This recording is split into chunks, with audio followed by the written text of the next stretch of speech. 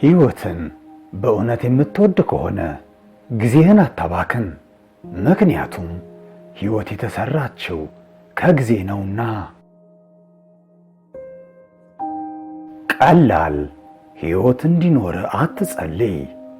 አስቸጋሪውን ሕይወት ለመቋቋም የሚያስችል ብርታት ለማግኘት ጸልይ። ማወቅ ብቻውን በቂ አይደለም። በተግባር ማሳየት ይኖርብናል። ፈቃደኛ መሆን ብቻውን በቂ አይደለም። ማድረግ ይኖርብናል። ዕውቀት ኃይል ይሰጣል፣ ነገር ግን ባህሪ አክብሮትን ያሰጣል። ጠቢብ ሰው ከሞኝ ጥያቄ ብዙ ይማራል። ሞኝ ሰው ግን ከጠቢቡ መልስ ይማራል። በጨለማ ውስጥ እንደሚመላለሱ የማያውቁ ሰዎች ብርሃንን ፈጽሞ አይፈልጉም። ደስተኛ ሁን ግን አትርካ። ሕይወት ራሷ አስተማሪ ናት። አንተም በማያቋርጥ የመማር ሁኔታ ላይ ነህ። ውድቀትን አትፍሩ። ውድቀትን ሳይሆን አለመሞከርን ፍሩ። በሁከት መሃል አጋጣሚዎች ይኖራሉ። አንድ ነገር የሚያደርግ ሰው ብቻ ነው አንድ ነገር የሚማረው። እውነተኛ ጓደኞች እንደ አልማዝ ውድና ብርቅዬ ናቸው። ሐሰተኛ ጓደኞች ግን እንደ መኸር ቅጠሎች ናቸው፣ በሁሉም ቦታ ይገኛሉ። አነስተኛ ጥረት ፈጣንና የበለጠ ኃይለኛ ያደርጋል። የምትሰጡት ነገር ሳይሆን የምትሰጡበት መንገድ ነው ዋናው። ነገ እንዳትሰናከል ከፈለክ ዛሬ እውነቱን ተናገር።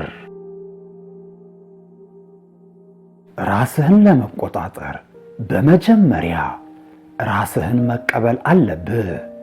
ተፈጥሮህን በመከተል እንጂ ተፈጥሮህን በመቃወም አይደለም።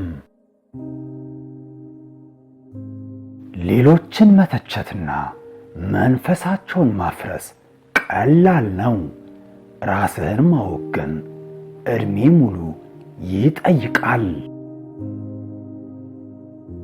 ባዶ ጭንቅላቶች ረጅም ምላሶች አሏቸው። ቶሎ የሚበሳጭ ሰው በቅርቡ ሞኝ ይሆናል።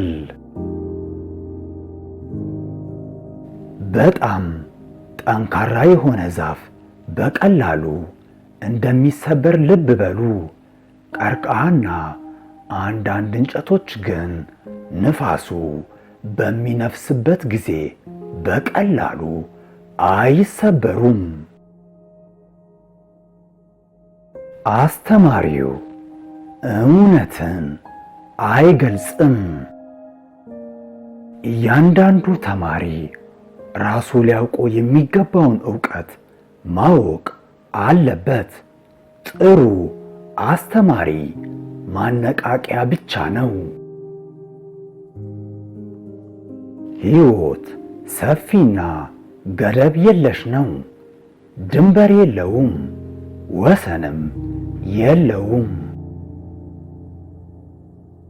ቀላልነት ከማንኛውም ጥበብ የላቀ ነው።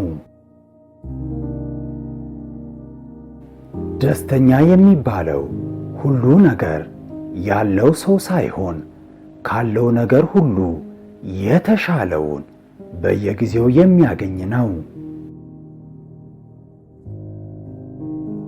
ነገሮችን ከፍ አድርገን ስንመለከታቸው ራሳችንን ዝቅ እናደርጋለን። ጥሩ አስተማሪ ተማሪዎቹን ከራሱ ተጽዕኖ ይጠብቃል።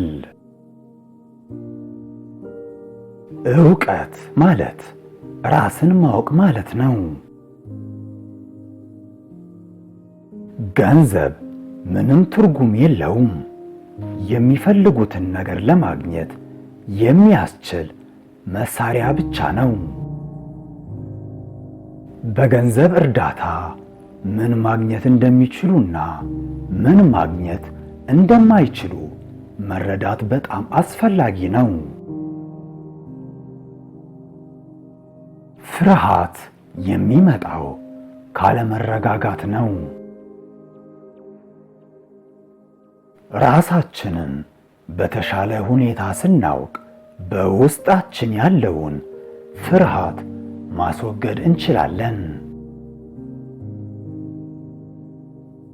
ከሕይወት ከምትጠብቁት በላይ አታገኙም።